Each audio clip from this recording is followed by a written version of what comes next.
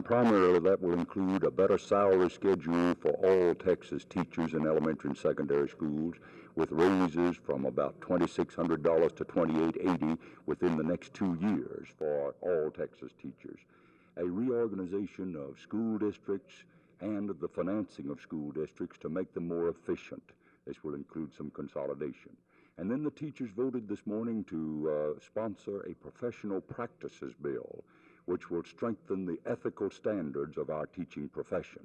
And we think this will strengthen the profession. Also a sick leave bill, which should help teachers in small districts that do not have an adequate sick leave. And what are the possibilities now of getting these things through the legislature? We think they're quite good. We're delighted with the strong recommendations of the Governor's Committee on Public Education and also with the commitments of candidates for the legislature and candidates for the governorship. It'll take a lot of money, won't it? The improvements recommended here will be about $230 million for the biennium, yes, sir.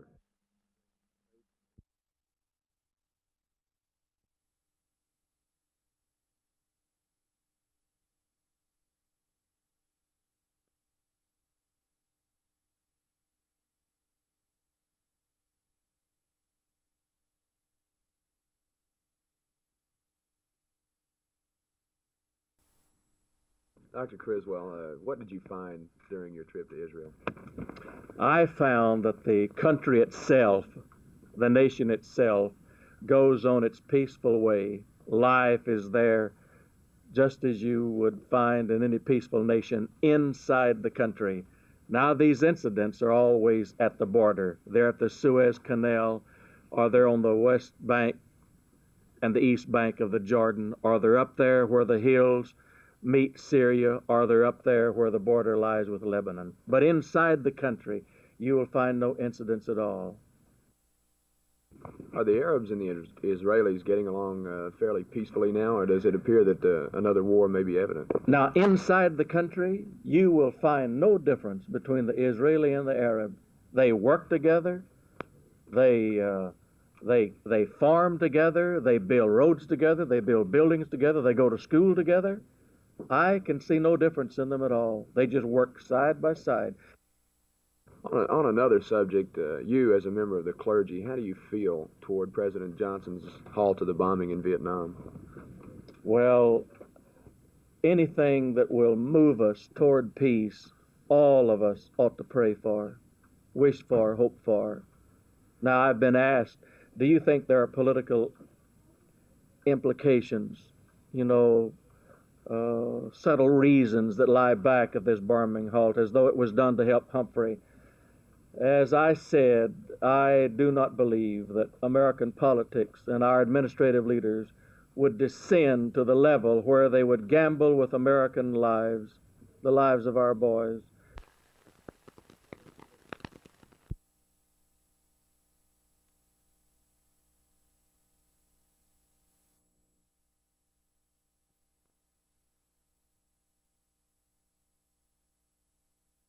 Committee 15 report and make certain recommendations that will certainly contribute to the improvement of the education here in Texas. We're trying to get a better program for boys and girls here in Texas. That's the objective of the Texas State Teachers Association. Along with that, through the study of the Committee 15 report, we will find that there will be major improvements throughout the entire public education field in financing and other things that they will have recommended. The major improvements that you speak of course, are going to cost money. Do you anticipate that there will have to be new taxes? Well, I'm sure that as we see that the legislature meets each year or each biennium, that we find that there is a need for additional taxes. And I'm sure probably that there'll be an additional tax bill forthcoming.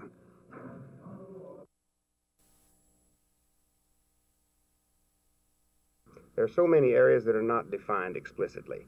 For example, one comes to mind immediately. It says that the Commissioner's Court will select an official to be in charge of the computer counting room. But it doesn't say how you select him, who he must be, what his qualifications must be, or anything about it. I called yesterday the Secretary of State's office and asked a woman who helped write this law. And she said, It just isn't covered in there explicitly. You'll have to just use your judgment. There's a legislative committee headed up by a Dallas representative, Yes. Jim Stroud, looking into this. Have you talked to him or testified before his committee? We've given them some letters, and it is my hope that we'll have the opportunity in the future. I was out of town the day they met here, but I do plan to try to get before them and ask for 2 or 3 things specifically. And I might put it in here. The one thing that we need more than anything, I think, that since I found at the courthouse, and this is not to say that anyone else has not done it right or properly, but we need a system of registration in some kind of an elections registration area, department, where they spend their time maintaining and making available the material and information for registration. That's one. It shouldn't be the tax assessor collector, in my estimation. This isn't in his bailiwick, but because of the carryover of the poll tax, it's still in his area. Secondly, we need very badly a board or a commission locally to administer elections, and they ought to have charge of all elections and quit. Regardless of the device That's used. right, and regardless of whether it's municipal or county or what have you, independent school board. You ought to have to apply to this board or commission to hold your election, and within a 30-day period, then they could group these, and these devices, the machines and everything else, will accommodate more than one kind of an election at a time. This way, the voter wouldn't have to be going to the poll every other week to try to make a decision. He could go once every 2 or 3 months, perhaps, if they had the authority to do this.